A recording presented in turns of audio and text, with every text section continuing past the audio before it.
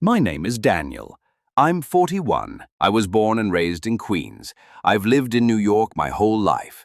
Fast-paced, expensive, loud, and honest, just like the people here.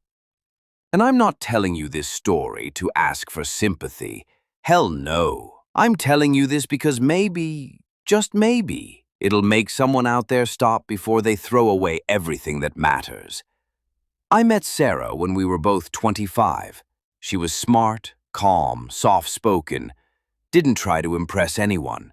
Not flashy, not dramatic, just real.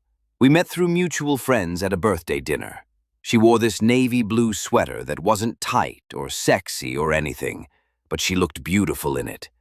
We ended up talking half the night about movies, books, family, where we grew up. There was no spark flying, no head rush.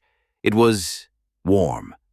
We started dating, moved in together after about a year. Nothing fancy, one bedroom in Astoria. Shared a bathroom the size of a closet. Couldn't afford takeout more than twice a week. But man, I remember coming home and seeing her sitting on the couch, legs tucked under her, sipping tea, and thinking, I'm home. She was there when I lost my job at the insurance firm. She was there when I tried to launch my own thing and failed miserably. She was there when I had nothing but an idea and a shaky plan. She never asked for more. She just said, I believe in you. Let's figure it out. We got married at City Hall, simple. Had our first kid, a boy, Luke. Then 2 years later, our daughter Mia came along. I started making good money, moved us into a bigger apartment in Brooklyn. Life got louder, faster. Daycare drop-offs, bills, dishes, tantrums. Sex went from spontaneous to scheduled. Conversations went from long and deep to, did you pay the water bill? We stopped kissing goodbye. But that's marriage, right? Still, I felt invisible. At work, I was Dan the closer, respected, listened to. At home, I was just Dad. Just another set of hands to fold laundry, clean dishes, and wipe spilled juice. And I started thinking, maybe I deserve more. Then there was Taylor, new account manager at my firm, 29, blonde, confident, quick with jokes, sharp tongue, tight dresses. She'd flirt, text me memes, compliment my shirts. I knew where it was going. And I didn't stop it. We started having coffee, just as friends. Then drinks after work. Then a hotel room one night after a client event in Midtown. I felt alive, desired, like a man again. Not a dad, not a husband, a man. I told myself it wasn't serious, that I was just letting off steam. But the lies got heavier. Sarah started asking questions. I got defensive, started staying out late, said I had work emergencies. I was a cliché and I knew it. Then one night I came home and Sarah was waiting at the kitchen table. The kids were asleep. She just said, "Is there someone else?"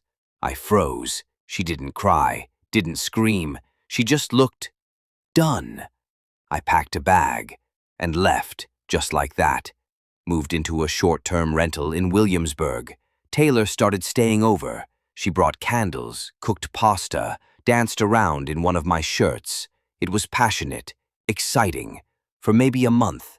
Then came the complaints. Why are you texting Sarah again? She's using you. You spend more time with your kids than with me. You're still stuck in your old life. Yeah, because that old life was my real life. My kids were confused, hurt. Luke stopped talking to me for a while. Mia kept asking why I wasn't coming home. I tried to act like I was fine, went out, worked, posted pictures smiling with Taylor at rooftop bars. But at night, I'd lie there in silence, and I'd think of Sarah. Not the mom version, not the woman in sweatpants holding a bottle of Pedialyte, but the woman who held my hand when I had no money. The woman who believed in me when I didn't believe in myself. I remembered the nights on the fire escape, sharing beers and making plans, the way she'd put both kids to sleep and then crawl into bed next to me, tired as hell but still smiling. Taylor didn't want my past. She wanted a version of me that didn't exist, a man with no baggage, no kids, no guilt. That man wasn't real. One day I saw Sarah on the subway. She was with the kids. She looked tired, but also strong. She didn't even flinch when she saw me, just nodded.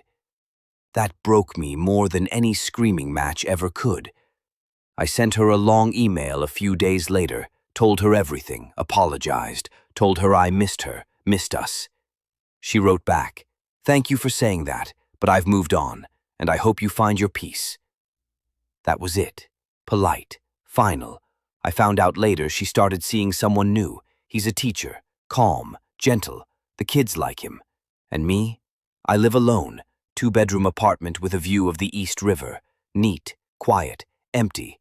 I see my kids every other weekend. Try to make the most of it. But they're different with me now. Guarded. Like something in them knows I might leave again. And maybe that's what hurts the most. Knowing I did that. Knowing I gave up something real for something that didn't last. Look, I'm not saying people don't change. I'm not saying marriages don't fall apart. But if you're listening to this right now and you're thinking of walking away, ask yourself, are you walking to something real or just running from something hard? Because love, real love, it's not sexy. It's not movie perfect. It's Tuesday night leftovers and folding laundry together. It's being up at 3 a.m. with a sick kid and still going to work the next morning. Real love isn't loud. It's steady. It's quiet. It's a kind of peace you don't even notice until it's gone. And if you're lucky enough to have that, don't throw it away.